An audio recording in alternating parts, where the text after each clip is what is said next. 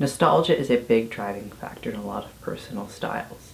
We're seeing returns of trends like Y2K and the OTT suite boom shifting more into old school. Some people are even re-embracing their old emo and scene phases, but I'll let you in on a little secret. I never had one of those.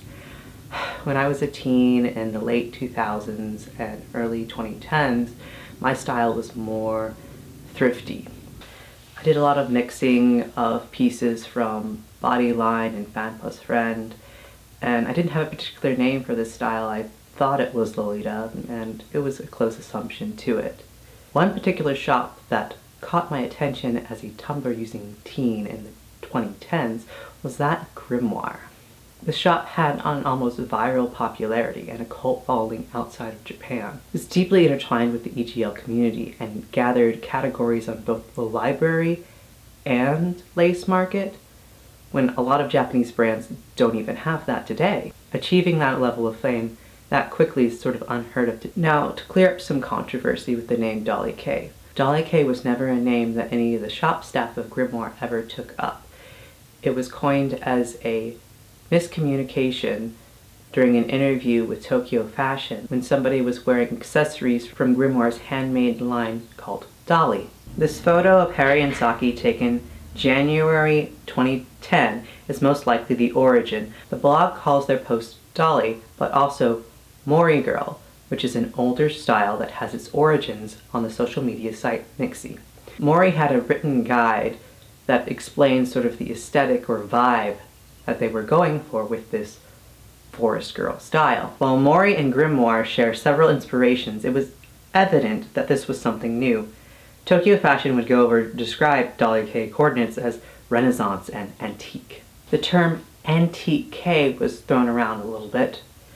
However, the name Dolly-Kei was already widely shared within the English-speaking world, and I'll say that researching this video, Dolly-Kei has come up with a more useful search term than Grimoire, since the term grimoire is still used in modern witching communities today. I had a friend who didn't like the shop Grimoire simply because when they were searching the grimoire tag on Tumblr, they'd get images from the shop when they were looking up witchy journaling blogs instead. Addition of the suffix K was pretty natural at the time. It sort of started out with visual K and Oshara K, and even sometimes Lolita would get the K ending. It's like how punk got added to a lot of suffixes of styles that originated in the 80s, and core seems to be the thing that's added on today. It sort of signals that, oh, this is a style in relationship to Japanese styles. Decline of the use of K probably started with Manhero, which unlike prior Japanese styles, doesn't use the qualifier. I remember the first time I saw somebody wearing Manhero. It was Akane of 2016, and I asked them if they were wearing Decora, and they politely corrected me and explained the style to me, but at that point I realized that I was no longer on the train of keeping up with what was trendy anymore. That there were new styles that I had never even heard of popping up. Another reason for the decline of the use in K was that it was getting picked up in popularity by Westerners, and I feel that Dolly-Kei is one of those examples. There was a perceived inauthenticity when it was Westerners using it to apply to styles rather than it organically coming from Japanese people. To me, I find it sort of inevitable that there's going to be branching out names for niche little sub-styles. While there's a lot of criticism of that happening today, it's nothing terribly new. And I find that if you don't name your own style, there's always a chance that somebody else will. When we think of Lolita, it wasn't a style name that people came up with as a part of it. Lolita and Jirai were a way that men could warn other men of a way the woman stereotypically acts based off of the way she dresses. Dolly-Kei doesn't have a negative connotation, but the name does cause some confusion as to what. One of the things that I commonly saw that was mislabeled as Dolly-Kei was often something that was more along the lines of Hime-Kaji or Larm, but that confusion mostly came from the mascara brand Dolly-Wink, which had that sort of aesthetic to it. The way that the Grimoire staff did their makeup was more heavy mascara, sort of like an old grandma-like, and not the sleeker style that was presented on Dolly-Kei. Another common misunderstanding was the associated with living dolls, which I really won't get into. While there were antique dolls at Grimoire's shop, they really didn't associate with anything beyond that. However, the Dolly wig line by Lockshop was inspired by the hairstyle and many of the hair colors of Grimoire staff. But let's get back to Grimoire. What made them such a defining factor of the era? July 15th, 2008, Grimoire opened its first store. It was founded by Naoki Tobe and Hitomi Onmaru. Tobe described himself as a world traveler, a backpacker, and a lover of flea markets. Hitomi at the time was a hairstylist and a student. The two had first met in Los Angeles, and they later discussed opening an antique store like the ones they had seen abroad. The first store was opened in Jinan neighborhood in Shibuya Ward, Tokyo, near Miyashita Park. Grimoire had a number of staff members working at shops. Most notable were the two Kaori. Kaori Miyoshi was the main store manager, and Kaori Ogawa, also known as Kalrin, was the store manager for the Amadel store. Although I can never find a confirmation for the total number of people who worked there, two of the standout staff members were Saori and Mao. Hitomi stated that themes of fairy tales, European architecture, astrology were very influential in defining the Grimoire brand. There's also a bit of religious imagery and the occult that was crossed over from the general popularity in Jfashion at the time. Grimoire was an extremely maximalist style, when the trending styles of the time were more minimalistic. Coordinates were often heavily patterned with plaids, brocades, and embroidery. Bavarian drindles or Tyrolean tracks, as well as other European folk wear, were often worn. Color schemes tended towards jewel tones or autumns with richer tones, but pastels and blacks were not off limits. Silhouettes of the coordinates made by the Grimoire staff tended to have a belted hourglass silhouette, which was more in contrast to the styles of the time, which involved layering, which would have more of a shapeless silhouette overall. Grimoire staff counterbalanced these cinched waist looks with frilly extremities, oftentimes neckwear, such as fur stoles or the ever-infamous Oddfellow collar. I remember finding two Oddfellow collars in an antique store somewhere in like Tyler, Texas at one point, and I'm still kicking myself because I couldn't pick which one I wanted, so I didn't take either of them. But it's also one of those things where, you know, even if I had got them at the time, I probably still wouldn't have them today because I would cycle through so many of my items. Like, I would buy peignoirs only to, you know, sell or give away my peignoirs again. Another common trend was the tassel necklace. It can be seen in music videos such as Kiari Pami Pamu, or commonly the artist Minori likes to wear tassel necklaces. These are things that you kind of find pretty commonly around antique stores. Oftentimes they're used to pull curtains together. The one I'm currently wearing is not that. It is like my German Honor Society tassel that I had for graduation. So, like, the use of tassels came from this commonly found item, but went all over the place, where you could see other forms of tassels being used. 4 years after opening, Grimoire started having its first original items. The line was referred to as Rickwear, and it was a remake or upcycled clothing that was designed by Hitomi. These clothes often had the inclusion of rickrack, which is where the name came from.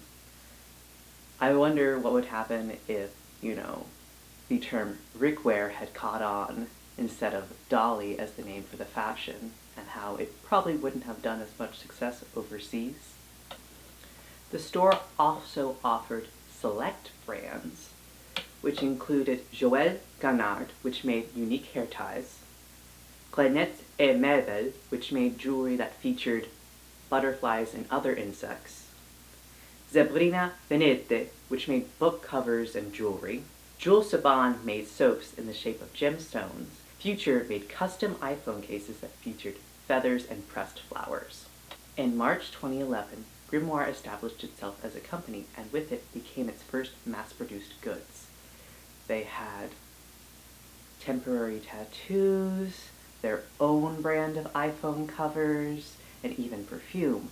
But the thing that most people remember them for are their Verum line of legwear.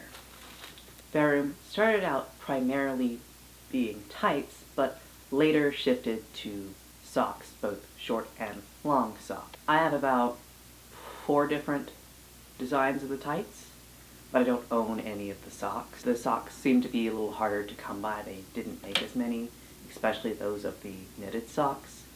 I remember in Bolahoma of 2016, I was talking with one of the shop girls from the Lolita Collective about the Grimoire Verum legwear, because they did cover them, they did have them, but I was specifically looking for the socks and wanting to know if they would ever get, re-released. Little to my knowledge, they never would be, so I have yet to find them. Grimoire did release 2 printed dresses, the white astronomy map, and the other, the zodiac sign dress. These dresses were first revealed at Reveille event in London, held in late September of that year. By November of that year, they were selling their dresses and tights in pop-up shops, such as this one in Nagoya. These mass-produced items allowed Grimoire to reach a greater audience due to the limitation based on vintage and antique items being rare or unique. So during the course of this video, writing it, I did finally get my hands on the navy zodiac sign dress, and I'll say it is pretty nice quality. The fabric is very soft. The buttons have a nice detail to them, but it is not like a Lolita dress.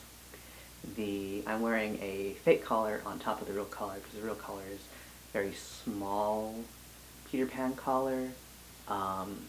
It really doesn't take much of a petticoat. It's not like an old school style Lolita dress that doesn't take a petticoat at all, but it's like a shorter dress with a higher waist.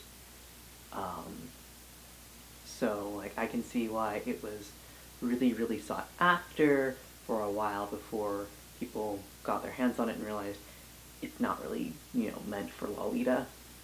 It's meant for Dolly-Kei, but in the same sense, I own some dresses from Grimoire that are their vintage stuff, and it's not quite the same quality as the vintage stuff because it is a modern, dress, so it's just sort of styled like many of the vintage dresses, but it also has like a border print on it. So I don't know. It's got this vivid border print to it, which is pretty uncommon for vintage stuff to have that nice printing on it. Most of the other stuff from Grimoire is more embroidered or patchwork, where this is a solid printed garment. Grimoire became very popular because of the events they attended. Previously to Reveille in 2013, they showed up at Rock On. But the events that probably drew the most attention were their anniversary parties. Many of their anniversary parties were well documented by Tokyo Fashion, and a lot of the over-the-top looks that appeared at these parties really solidified their style. These events were not held in Grimoire's original shop, as the shop was very small. In May of 2011, they opened their second shop, Amadel, which was more spacious and had more room for decoration.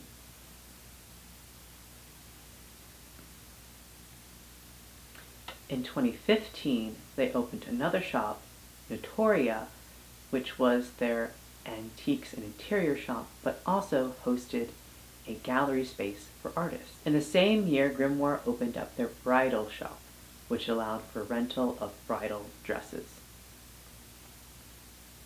In March of 2016, Hitomi and Kaori left Grimoire. Kaori left a heartfelt blog post about how her time at Grimoire had taught her growth and given her opportunities in the fashion industry, while Hitomi left a Instagram post saying, "Last day."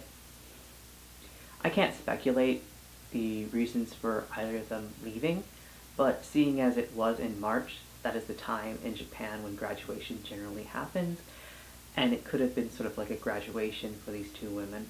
In early April, Hitomi published the book Girly Vintage before going on to her next venture. On April 17th of that same year, she went to introduce her new brand, Marta, along with designer Naoki Seki and Akane Sasaki. Marte comes from the Italian word for Mars. Hitomi explains that the brand is likely a new journey into an unknown world, as it fits very much into the astrology theming that was present while working at Grimoire. And I have a bag from the brand Marta. Throughout 2016, Tobe would continue running Grimoire, and in the summer of that year, he introduced the line Barrel, which is almost sort of infamous. I think a lot of people cite Barrel as one of the reasons why Grimoire was going downhill, but it seemed to me that both the original shop and Amadel still focused on the same sub-style they had been. The only difference was now there was a help wanted sign in the website. In 2017, the website would finally change to have a more lighter tone to it, leaving the dark forest green pattern background and gold text for a cream and brown color scheme. This is likely because of the move to mobile, as cluttered web design is a lot harder to navigate on phones. The website also stopped showing their vintage finds on heavily coordinated photos of the shop girls in the shop, rather shown on mannequins or in a very simple coordinate with no extra accessorizing or layering that was typical of Grimoire's old style. In 2019, a leather goods company named Low Arts opened under Grimoire Incorporated. This was their first real attempt at making and selling original items since 2016. In 2020, the website once again updated, losing almost all of its color and unique design elements. This would be the final website design. Grimoire would finally close its doors in 2022, with Toby keeping only the brand around for the wedding rental. Closing of the store did bring back a lot of nostalgia for those who remembered it. Tobe would be switching to refocus more on his project, the Vintage Collector's Market. Grimoire had dealt with flea markets before, such as the 2014 Vintage Night Market that Hitomi helped host. The VCM only seems to be doing better and has gained more vendors and in a larger space in the past 2 years. Hitomi is still running her shop Marta. The style has shifted over time, but remains a unique combination of heavy patterns, textures, fitted with vintage items. Kaori Miyoshi went on to be the jewelry designer for the brand Psychia, which comes from the Greek word for fig. She's now the brand manager for Sahara, that's run through the Marte store. Former Grimoire shop staff Mao would become a member of Marte's team after graduating from Bunka in 2017. Amadel store manager Calvin still worked with the Grimoire team until 2018. In 2021, she opened her own vintage store, SOL, which is not to be confused with the vintage store Soul Baby Soul, which has been open since 2001, but they're both spelled SOL. Their styles are completely different. Other shop staff member, Saori, worked on the brand Les Maisons Lily from its inception in 2015 until its closing in 2022. Mao also helped with the brand Lily while she was working at Grimoire and going to Bunka at the same time. I love how even though I'm attempting to do a more toned down look, I still can't help myself. I've got these like Mardi Gras mask earrings, which there was like a weird trend that was not very long lived, like when it was really associated with calling Dolly-Kei, where people would be like, oh yes, you've got to put parts of broken dolls on your coordinates, which, you know, really wasn't like Grimoire's thing. It was just a few people doing that, but that's the closest I had to any doll parts or these Mardi Gras masks earrings. The Virgin Mary is another vintage store that's style is often contrasted to that of Grimoire. The style Cult Party K comes from the former name of the shop, the Virgin Mary. The Virgin Mary closed in July of 2024, but Eri, the shop owner, still runs pop-up shops from time to time in Tokyo. I feel like Cult Party K's style stood on a little bit longer, both because the shop stayed pretty consistent with the vintage loungewear meant to be layered up, but also because the pastel color scheme was just more popular. It very much has declined in recent years. Cult Party K was very much supported by the shop owner, Eri, and thus there was never any confusion over what the style was, or what to call it, or the very base elements of what Cult Party K was.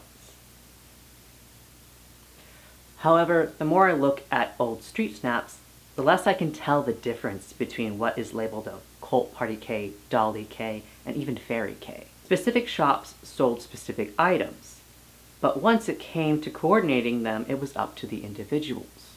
Shop staff from the Virgin Mary might wear an Oddfellow collar or Grimoire tights, and Grimoire did sell peignoirs and vintage lingerie. There's also photos of other vintage shop owners visiting Grimoire events, including Spank, which has popularized Fairy K. Now, there are a number of stores that are now defunct. When we talk about Mori Girl as a precursor to many of these vintage styles, the brand Wonder Rocket is often brought up as a marker of the decline of Mori Girl. Wonder Rocket was founded in 2007. It featured detailed, textured clothing that was meant to be layered. In 2015, they changed their style to be more of a general casual wear, which wasn't unique for mass-manufactured Japanese clothing at the time. I heard it was an attempt to shift with their growing up clientele, but looking at the clothing, it doesn't seem that way. It wasn't a shift like with Grimoire made with Beryl, but rather an attempt to change to the popular teen clothing at the time. However, that era didn't last long because in 2017, a decade after Wonder Rocket opened, they rebranded to Filil, a brand that boasted Scandinavian style. Filil lasted about 3 years before closing in May 30th, 2020. The brand Prayer was created by former Bunka student Yukarin. Yukarin was very much a fan of Grimoire, and she could often be seen in street snaps wearing clothing she had bought at the vintage shop. The last mentions of the brand I could find were in 2018 and 2019. It's hard to say when they closed because they didn't have a formal announcement. Yukarin's social media is now deleted, and the Instagram username for Prayer's brand has been taken over by somebody unrelated. As far as other closed vintage shops in Tokyo, Hikari Koenji closed March 31st, 2020. Green Dot closed March 28th, 2021. Poison closed February 29th, 2024. And G2 closed October 30th, 2020.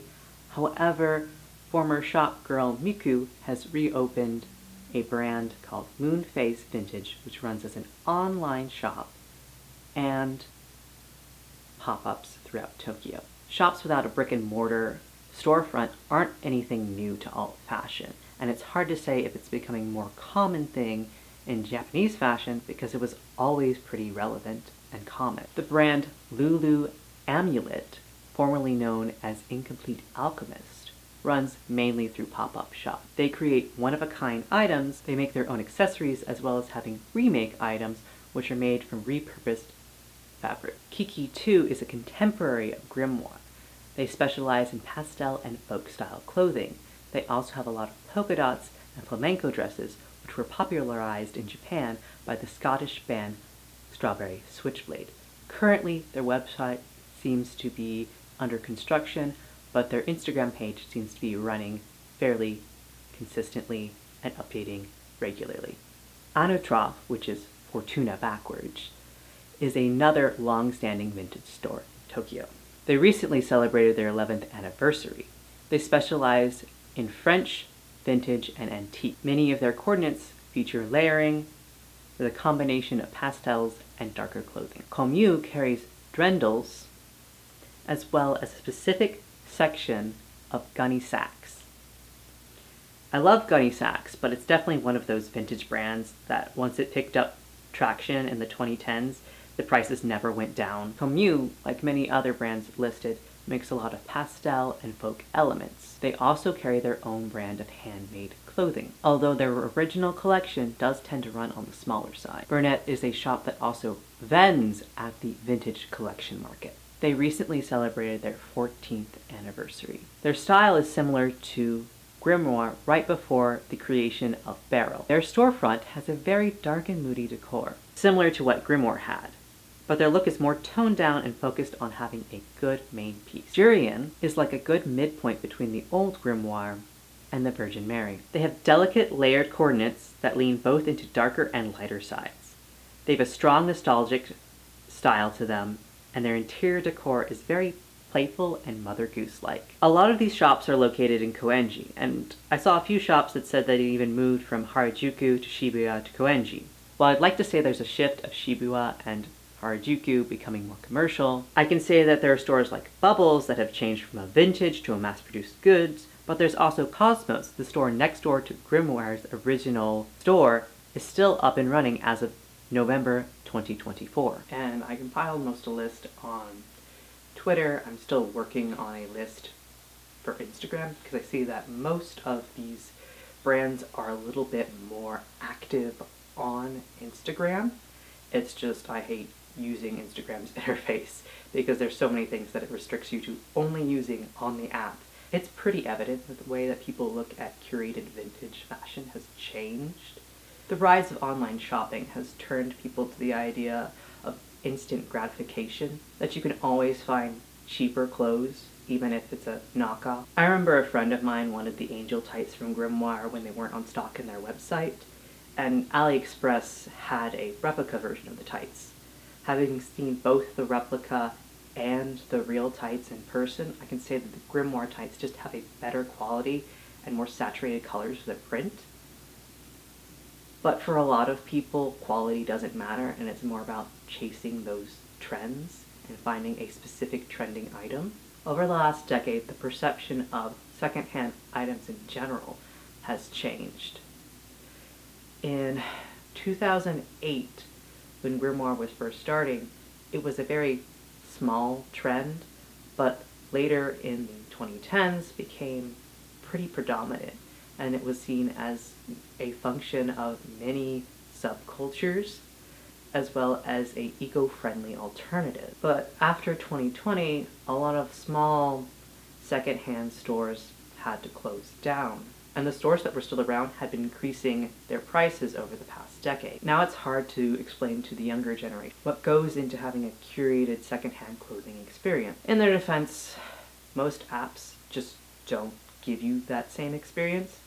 I downloaded Depop and uninstalled it within the next month because there were a lot of high price items that I just wasn't interested in, and that element of serendipity of finding an item that you weren't expecting was a lot harder when you're having to input search terms. Myself and many other people still seek out that in-person experience, but I feel there has to be a big shift in the way that people perceive second-hand clothing for it to continue on as a trend, both in the production and manufacturing of clothing, the curation of these second-hand spaces, and the consumers on the end. While the idea of having specific name styles is definitely on the rise, there's a lot of criticism for the aestheticization and micro-trending of fashion.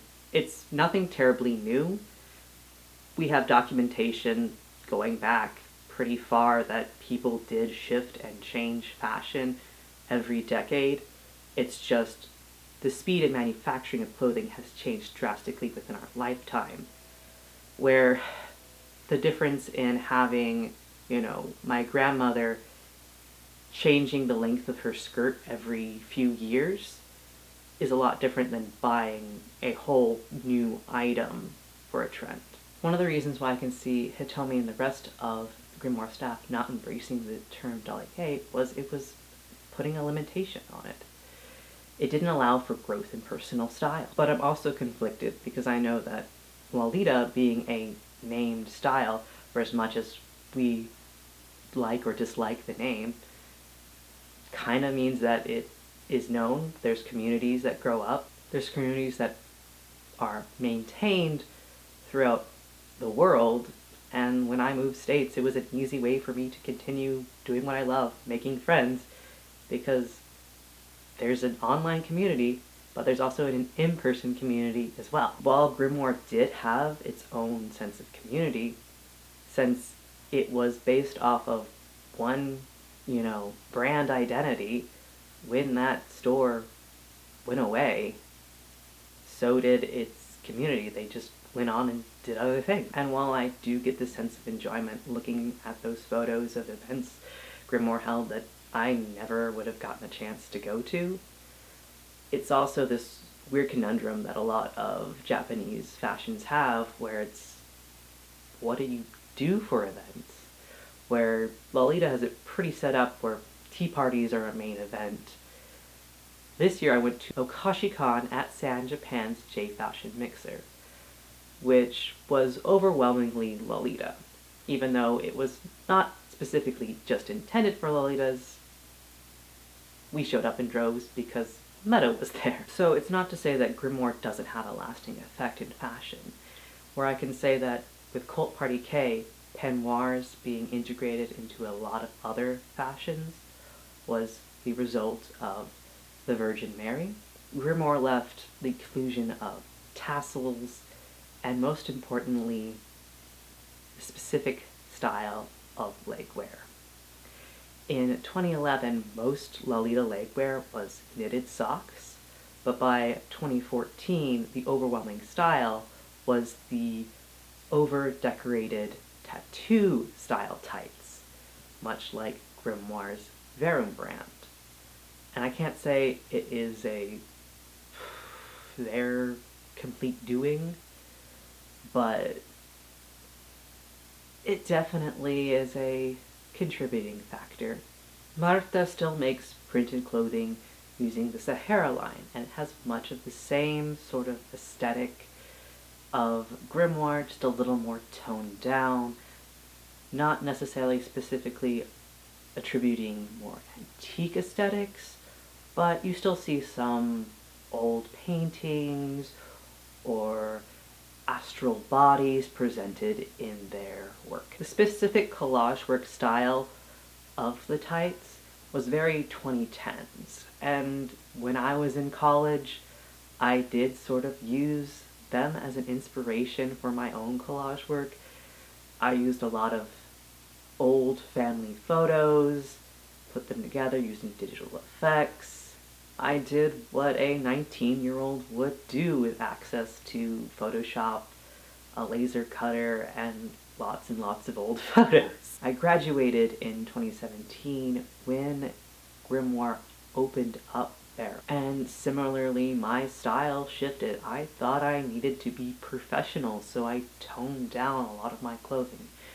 Now my style of what I wear outside of work is very eccentric, and I feel it's a little bit of that rebellion for when you're supposed to dress a certain way, you end up in your free time dressing eccentric, which is a pretty potent factor when we're talking about Japanese street fashion. All in all, I can't help but see changes in fashion communities as our lives become more entangled with being online. Grimoire came out in a very unique time where a small vintage shop could gain a lot of attention and have a huge overseas audience, which I feel like a decade earlier there wouldn't be enough people online, but now there's so many people online that it would easily have gotten drowned out. While it's good to embrace the nostalgia of that era, it's important to note that most of Grimoire staff is still out there working in fashion spaces in Tokyo. I think one thing that we can take away is that your personal style will change over your life. Your access to clothing will change, your body will change, your preferences will change. I went back and around and I feel like my style is sort of looping back to things I wanted when I was a student but couldn't afford. For example, this Meta vest I'm wearing came out when I was in college, and I absolutely could not afford it then, so I just was looking for it on the secondhand market for the longest time. The beret and jacket I'm wearing are Mina of the Valley, which is a brand that is based out of Japan, but really isn't labeled as anything. It's just what the designer wanted to wear. And so, as I'm getting older, things are kind of working that way, where I sometimes want to label things, other times don't want to. It may seem like I'm weird or different or hanging on to old trends, but I don't really care. Dressing this way makes me happy, and it's just another style in my wardrobe. At the end of the day, clothing is just a way we decorate our bodies, so it's something that we shouldn't, obsess too much over.